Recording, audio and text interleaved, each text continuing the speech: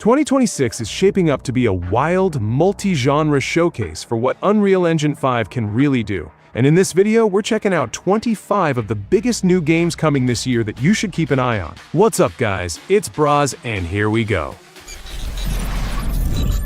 Hell Let Loose is going back to war, but this time it is Vietnam, and it is being built on Unreal Engine 5 from the ground up. Team 17 is pitching this game as a standalone entry set for 2026, with the same big team identity the series is known for, just moved into a completely different kind of combat space. Jungle sightlines, tighter engagement ranges, and a setting where cover is never as clean as a European stone wall changes how the whole game reads on screen. The devs have moved beyond the limitations of the previous iteration to create an environment where foliage isn't just a visual layer, but a tactical necessity. What matters most is the tech shift. Team 17 openly frames Vietnam as the point where the franchise moves forward with a new engine and a new content pipeline, instead of stretching the older build forever. That usually means better lighting, heavier atmosphere, and more room for destruction and foliage density, without the game falling apart under 50v50 chaos. For players, Vietnam is also a reset of expectations. This is not marketed like a small map pack. It is positioned like the next major step for the series, with a new theater, a new visual baseline, and a fresh platform generation focus. Mudang Two Hearts is coming out of Korea with a very specific vibe. Glossy, cinematic, and built like a modern stealth action thriller, rather than a pure shooter. EVR Studio revealed it at Xbox Games Showcase with a 2026 window, and the developer announcement lists PS5, Xbox Series, and PC. The pitch follows two leads caught in the same crisis, and the footage leans hard into that cutscene to gameplay flow where everything feels directed. The setting is near-future Seoul with massed attacks, tight interiors, and sudden bursts of violence that look staged like a TV thriller. EVR has also been unusually open with raw material. Longer gameplay demos, AI scenario clips, and dev diary breakdowns that show how the systems are built. One of the key tech pillars is motion matching, aimed at keeping combat and movement transitions smooth and believable, while the capture pipeline pushes facial work and body language like a bigger AAA production. Spatial audio is treated as a tactical layer too. Sound carries through spaces, and enemies react to suspicious noise, including nearby footsteps.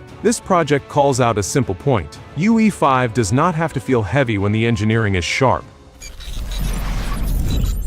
Phantom Blade Zero is S-Game's action RPG with a very deliberate identity. Kung Fu Punk vibes, slick lighting, and fights that read like choreographed wuxia. Fast, aggressive, and built around clean timing, rather than slow, stamina-first Souls pacing. The studio keeps describing it as a kung fu action game first, with Souls elements treated like seasoning, not the whole recipe. You play as Soul, an elite assassin who gets framed and effectively put on a clock. He has 66 days to clear his name. Countdown also matches the way S-Game talks about Scope, a focused single-player campaign with multiple endings, and interviews putting the main story around 20 to 30 hours. If you are not digging into side content, hands-on coverage from show floor demos, including Tokyo Game Show, keeps circling the same point. It is tough in a satisfying way, and the combat feels responsive enough that improvement comes from learning rhythms and spacing. CEO and game director Liang also openly talks about cutting anything that is not essential and polishing what stays in, including exploration that still hides secrets and side paths,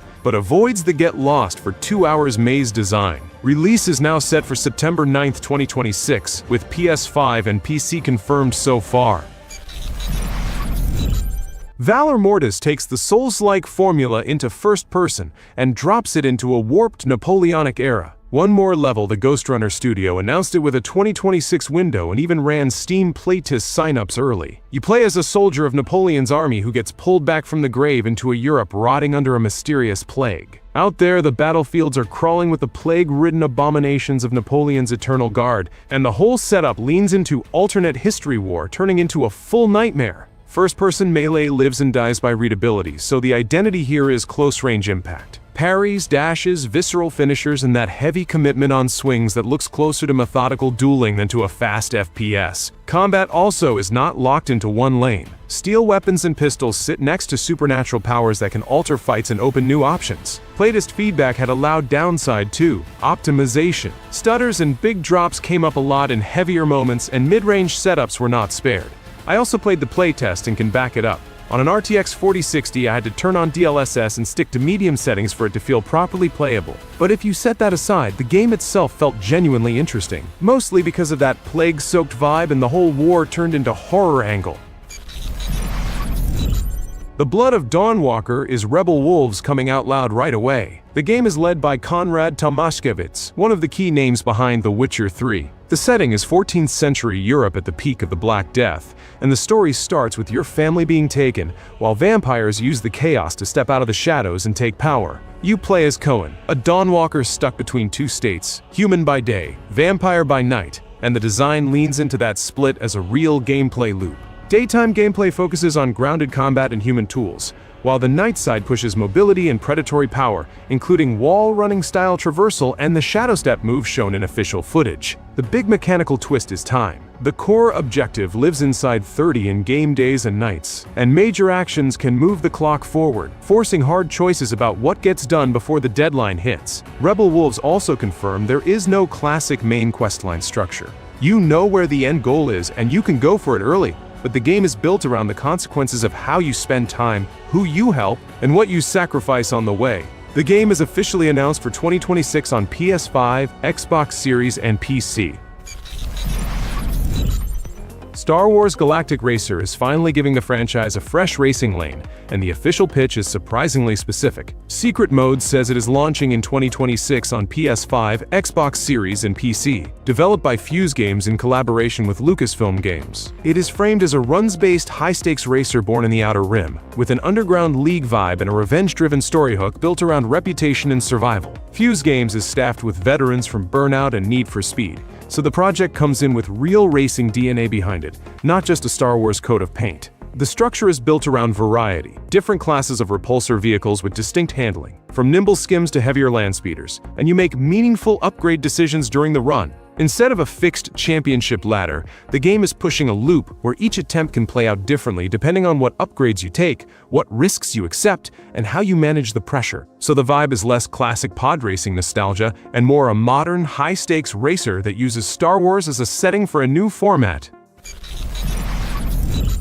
Lords of the Fallen 2 is being built as the next big UE5 swing from CI Games and Hexworks, and it already has a clear 2026 target inside the publisher's own roadmap, with Epic's investment locked in specifically for PC exclusivity. The setup leans hard into the series' signature split reality hook, one world with two overlapping realms, where the umbral lamp stays central and the tone is pure dark fantasy misery, with official store wording framing it as a kingdom being eaten away by umbral darkness over a long stretch of time. In terms of content beats, the reveal cycle in late 2025 pushed the brutal executions angle even harder, with coverage calling out a dedicated dismemberment system as a headline feature rather than a one-off gore toggle. CI Games publicly reported that the 2023 reboot had passed 2 million units sold by August 2025, so the sequel is not a vibes-only announcement, it is a follow-up to a game that proved it can move real volume. On the tech and production side, CI Games has also tied this project to a player-first pipeline with heavier external testing,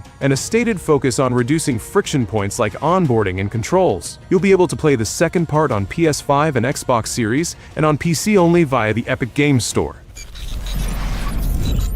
Saros is Housemarque taking that Returnal-grade speed and turning it into a more cinematic sci-fi action game set on Carcosa, a colony world stuck under a brutal eclipse. Combat still reads like bullet ballet, but the official breakdown focuses on defense and momentum. There is a parry-style tool built for absorbing incoming fire and reflecting it back, so fights stay aggressive even when the screen is filled with projectile patterns. The biggest structural change is progression. Returnal could wipe a run clean, Saros keeps the loop, but every death feeds permanent upgrades, letting you improve your suit, abilities, and gear, so the game literally pushes the comeback stronger idea as a core system. They also highlighted a second chance revive tied to Eclipse corruption energy once it is unlocked, and they have already named an Eclipse escalation system that ramps the experience as you push deeper. Saros was originally dated for March 20th, 2026, then moved to April 30th, and it is confirmed for PS5 with PS5 Pro enhancements.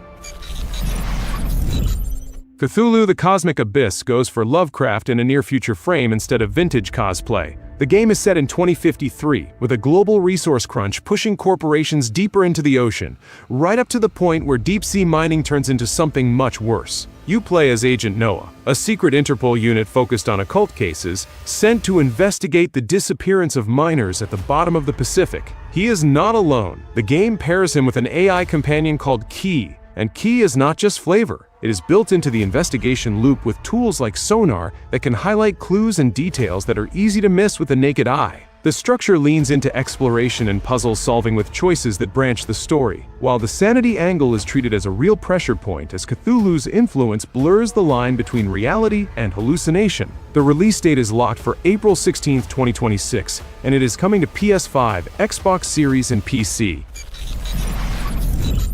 Solasta 2 moves the series forward by changing the whole backdrop. The story jumps decades after the first game and throws you onto a new continent, where your party is a set of 4 siblings, and the campaign is built around their internal tension as much as the external threat. Tactical Adventures keeps the rules-first identity and sticks to modern Dungeons & Dragons 5th edition rules, so fights still live and die by positioning, line of sight, and smart use of reactions. Only now encounters make heavier use of verticality and interactive environments than the original ever did. One of the loudest early highlights is the main antagonist, Shadwin. The studio revealed she is voiced by Amelia Tyler, and that single casting choice instantly tells you the tone they are chasing, confident villain energy with real presence. Presentation also takes a big step up, with larger scenes, more cinematic lighting, and cleaner character work, while the interface and controls are being shaped around comfort on a gamepad, so it does not feel like a keyboard-only tactics game wearing a controller icon. Early access starts March 12, 2026 on PC,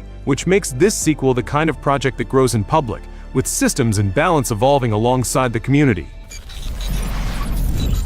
High on Life 2 lands on February 13, 2026, and it is set up as a Day 1 Game Pass release, which fits the way the first game exploded in reach once it hit subscriptions. Squanch keeps the talking gun identity, the rude sci-fi comedy, and the weird weapons-first approach, but the sequel's big gameplay hook is movement. Skateboarding is baked into traversal and combat, turning fights into fast lines where you shoot, slash, and chain tricks through alien spaces instead of jogging between arenas. The voice cast is a big part of the pitch again, with recognizable talent and strong character performances, so every gun and NPC has a real personality instead of sounding like generic background noise. There is also a behind-the-scenes anecdote that already became a meme in coverage. The team talked about wanting Danny DeVito for a gun role, and the story ended with a flat no, which is exactly the kind of chaotic energy this series attracts even outside the game itself. The sequel's public showing emphasizes cleaner animation and bigger set pieces, with the humor staying filthy and the pacing looking more confident instead of first big swing roughness. Marvel 1943 Rise of Hydra is Amy Hennig stepping back into big cinematic action, only this time the stage is World War II, and the center is an uneasy alliance between Steve Rogers and Azuri, the Black Panther of the 1940s. The story sits in occupied Paris with Hydra pressure building in the background, and the game is designed around an ensemble rather than a single superhero. Marvel has confirmed 4 playable characters, adding Nanali, a Wakandan spy embedded in Paris, and Gabriel Jones from the Howling Commandos. Casting is one of the few concrete details they've actually locked in while gameplay is still being kept under wraps. And with the main roles already confirmed, it's clear the story is aiming for a more grounded, character-driven tone where tension and friction inside the team matter as much as the bigger war around them. The schedule, however, got messier. Skydance pushed the game beyond its early 2026 plan to give the team more time for refinement. So 2026 remains the public target without a locked day. Ace Combat 8: Wings of Thieves is being built as a technical and cinematic reset for the series, and the devs are unusually open about what that means in practice. Project Aces is shipping a massive 1-to-1 scale battlefield. Coverage talks about a 10,000 square kilometer map, and they are putting real effort into weather as gameplay because the new in-house cloud tech Cloudly is designed to change visibility, altitude reading, and target tracking as you fly. The structure still lives in strange real, with radio chatter and that emotional campaign tone the series is known for, but the presentation is being pushed with real-time first-person story scenes that keep you inside the cockpit perspective even when the game shifts into narrative beats. That matters because Ace combat stories always lean on mood, and this time the storytelling tools are being treated as part of the experience with more cinematic weight across missions. Public comments from the devs already make the direction clear. Clouds, smoke trails, and layered atmosphere are designed to be readable at speed and affect how you track targets and manage visibility. And the jump to a massive map scale opens room for longer engagements where the front line can shift as the battle develops. Halloween is turning the 1978 slasher into a playable sandbox, with a full single-player story running alongside online multiplayer. The setup stays very Haddonfield. One side plays Michael Myers. The other plays local heroes who have to keep people alive long enough to get them out. Earlier in development, rights issues caused a major shift. Boss Team Games, the studio behind Evil Dead, lost the project after a silent internal fallout. Now the original Friday the 13th, the game duo IllFonic and Gun Media have reunited to take the reins. A big twist is the NPC layer. Townsfolk are on the map too, so heroes spend time warning them, escorting them, and pulling weapons and supplies together while the town slowly collapses into panic. Michael's toolkit is built around control and fear instead of boss fights. The devs talk about shape jump as a way for him to suddenly appear across the map, and the whole loop is designed around stalking, splitting groups, and punishing noise. Heroes can fight back, but the point is delay and disruption. Enough police presence can knock Michael down and hold him briefly, buying time for an escape push. The official date on the calendar is September 8, 2026 for PS5, Xbox Series, and PC.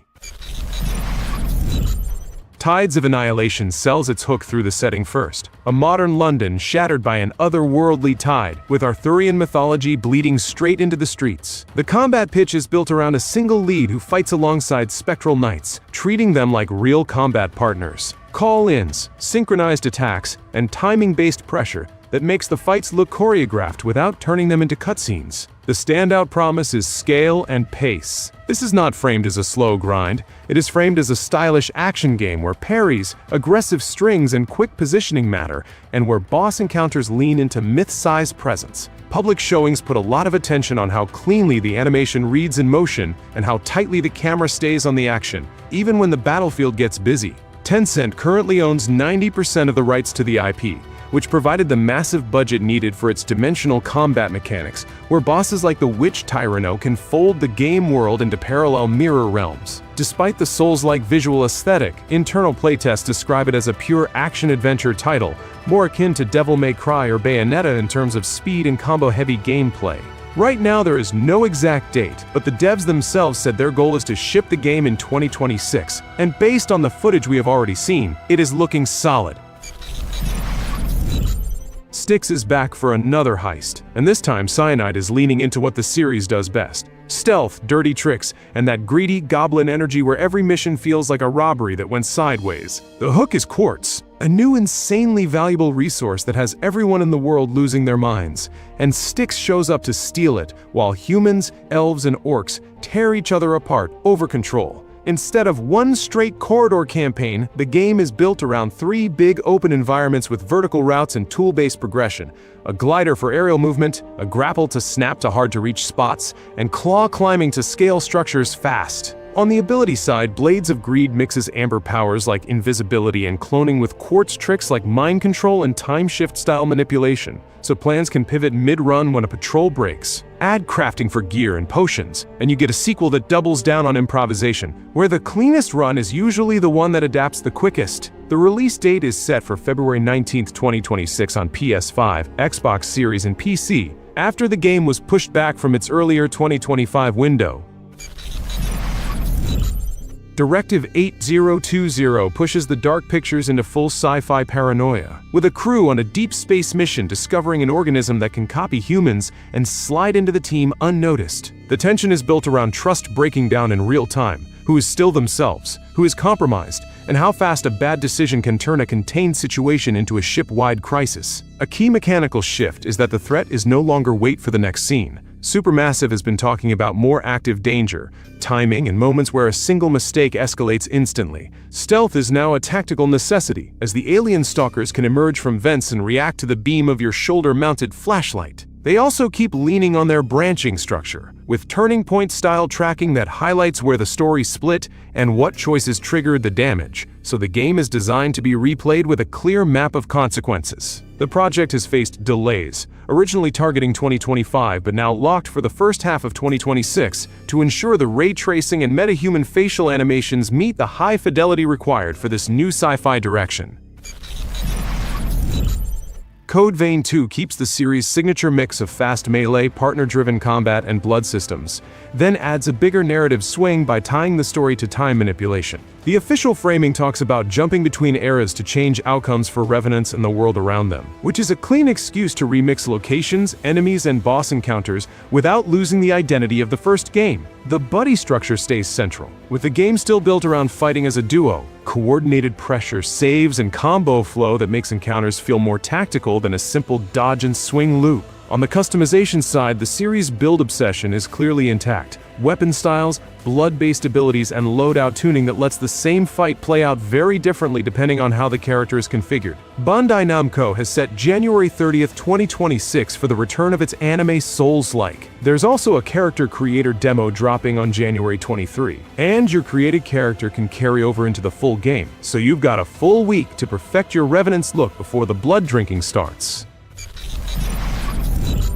Game Freak is finally moving out of the Pokémon shadow with Beast of Reincarnation, their first AAA mature action RPG. Originally teased as Project Bloom, the game is set in 4026, in a post-apocalyptic Japan consumed by a corrupting blight. You play as Emma the Sealer, an outcast who uses blight powers to manipulate nature, accompanied by her loyal dog. The combat is a massive departure for the studio, trading turn-based menus for precise technical swordplay that insiders compare to Sekiro and Black Myth Wukong. The public pitch frames it as an action-adventure with a strong sense of journey, with the world itself acting like an opponent through hostile wildlife, unstable terrain, and constant pressure to keep moving. Showing so far highlight fast, grounded melee where spacing and stamina-like management matter, with big beast encounters that feel like apex threats instead of routine mobs. The tone is deliberately serious, and the visuals focus on ruined infrastructure being swallowed by vegetation, creating that end-of-the-world Japan mood that reads immediately even in short clips. The game is scheduled for PS5, Xbox Series, and PC, with a confirmed Day 1 launch on Xbox Game Pass. The Coalition is stripping the franchise back to its horror roots with Gears of War E-Day. Set 14 years before the original game, this prequel follows a young Marcus Fenix and Dominic Santiago during the initial Locust emergence. The studio is prioritizing a darker, grittier tone where the Locust aren't just cannon fodder but living nightmares. They've completely redesigned the standard drone to be physically intimidating and brutal, aiming to capture the Alien vs. Aliens transition in reverse, returning to the tension of the first entry. Technically, E-Day is being used as the benchmark for Unreal Engine 5 on Xbox. The Coalition claims the game features over 100 times more environment and character detail than Gears 5, largely thanks to rebuilt assets using nanite and hardware-accelerated ray tracing for lighting, reflections, and shadows. Even the Mad World track in the trailer was masterfully reimagined to fit this more emotive, character-led story. Fans can also look forward to the origin story of the Chainsaw Lancer, seeing how the COG soldiers adapted mid-invasion. While a 2025 release was rumored, the project is now officially targeting 2026 to ensure the next-generation destruction and gore animations are fully polished.